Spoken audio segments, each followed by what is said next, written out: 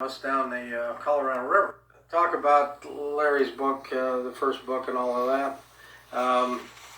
And then we say that it was just, I read Larry's book. I picked it up in the 1970s, 79, but I never got to read it until 88. For some reason, I was stuck on my bookshelf, and the company I was working for decided to take a little jaunt with their officers. I was a vice president at the time. 16 of us down the Colorado River. And just on the way out the door, I thought, what if I should take this and read it? So I grabbed Larry's book and took it there. I had spent quite a bit of time when I was in Price. I was a prosecutor back in the 70s. Right.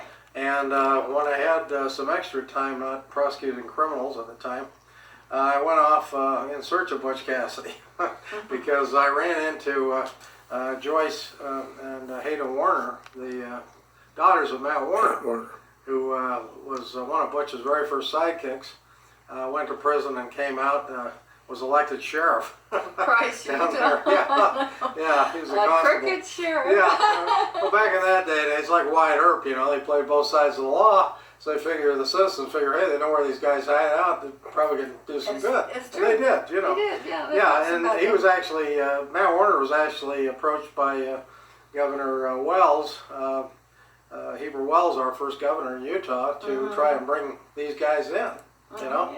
And he tried to set up a meeting to bring them in. Anyway, the point was he became a law enforcement guy later, and was quite a character, but I was had spoken to a couple other law enforcement and other people down at Price when I was just a young assistant county attorney, prosecutor in Price in the mid-70s.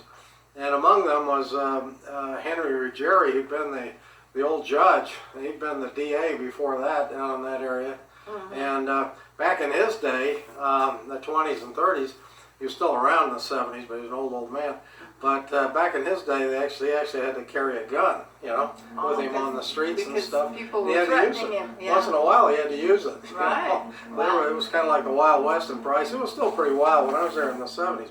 Because the mines were running and everything, and it seemed like any outlaw that got himself out of we had one that broke out of a federal prison. They could hide out in the mines by working in the mines. So, you know, they'd come to Price, Farming County, and many of our murder trials and other things dealt with those people. But at any rate, the point was I met Henry Ruggeri, and he told me he knew Butch both before he went to South America and when he came back, which really kind of opened my eyes, because before I read Larry's book years later about this, he said there was some guy by the name of Phillips was trying to say he was, that he was Butch, and he felt like he really was Butch because he knew him beforehand and knew him later. And I guess Phillips was coming around with his wife at the time trying to find out where he'd stashed some of his loot. At least that's what the story was going around Price. And then I met with Charles Ruggeri, who was a relative of Henry's. I think they were cousins. And he'd been the head of the medical association for the whole state of Utah. So these were not, you know, they were pretty good witnesses. And, certainly, they were credible. They had credible witnesses. And being a prosecutor myself, I was very interested in their stories because they seemed to have validity. And Charles Ruggeri told me that he went to, he claimed that he went to Matt Warner's funeral and that Phillips or Butch was there in attendance. You know, stories like that really piqued my interest, and I finally eventually got introduced to Joyce and Hayden Warner, the daughters, then living of Matt Warner, and that's where I picked up some photographs. And this is where? This was in Price. Okay. And like Tom McCarty, this is a criminal photograph that was sent out. The McCarty boys, you know, used to be running around with Butch, and then the girlfriend, Josie Bassett and Ann Bassett, they're in these photographs. So I got those from the family, and then eventually my friend Niall Anderson, who owned Beehive Collectors Gallery in Salt Lake, acquired from the Bassett family this gun, which they said was Butch Cassidy's, that he used it at Browns Park area. When he was there. When he was just a young boy. When he was up at that, Before he went to prison. Yeah. And so the gun's just an old Colt revolver, but no bullets. kind of rusted, no bullets. But it has a heck of a history, so that's why I jumped on it when my friend said he'd acquired it, and I bought that from him probably 30 years ago. I had that for a long, long time. But that was one of Butch's guns he gave to one of his girlfriends there. And of course, we mentioned the Fort Worth 5 photo, and that was a photo that got him in trouble with the law because right. they were braggadocio. It always gets you in trouble, right? That's how they. They knocked over the bank and went amok in Nevada, and they decided they were going to meet together down in Fort Worth, and they bought suits. They split up the money, bought suits, and went and got this photo taken, and it was sent back to the bank with a note supposedly from Butch saying thanks for the contribution, and the photo went to all of the law enforcement people in North America, and so it was too hot for him and Sundance to remain here, so they took off for South America. Well, we know that story and how they eventually had Percy Siebert he covered for them by saying that those identifying the bodies of the two men, gringos from the United States were shot in that shootout. And a lot of people think the story ends there. I don't.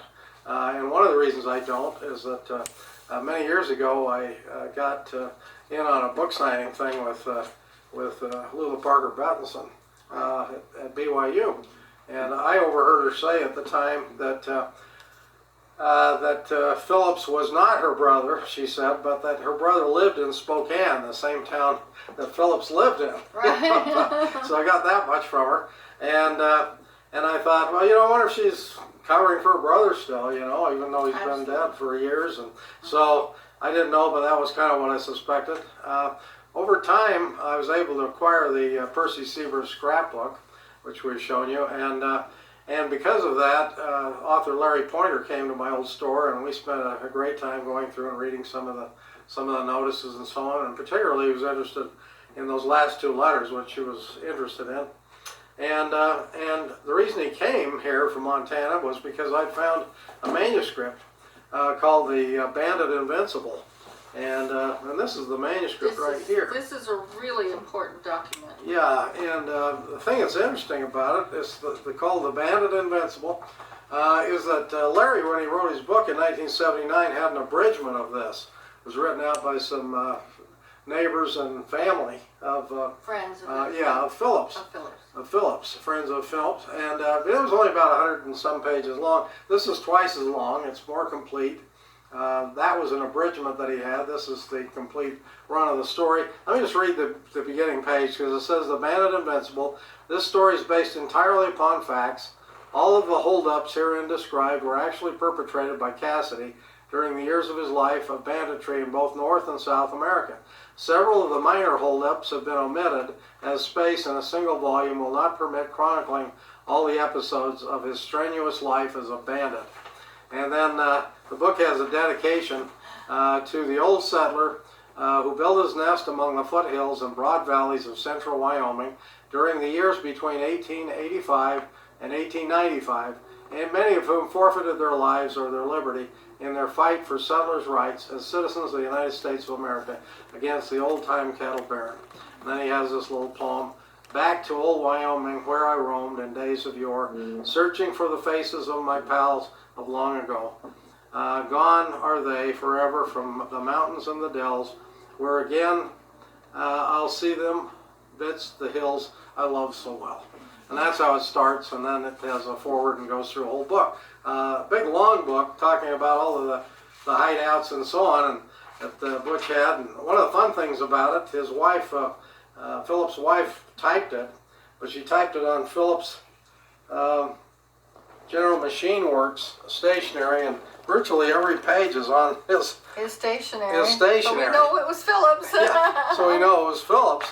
And what happened was, I heard of this manuscript, of course, reading Larry's book and several others.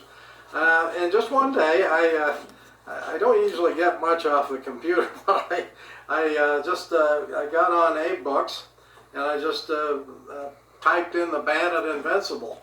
And almost immediately, the original manuscript came up for sale. Oh, And I thought, this is amazing. I can't believe this is true. right. At any rate, I got a hold of the fellow up there. He was an old book dealer from Spokane. And he said that he had acquired it from another old book dealer who had bought it from Cassidy, he claimed, or Phillips, as he went by, wife. And they paid $50 for it back in the, back about the 1950 period.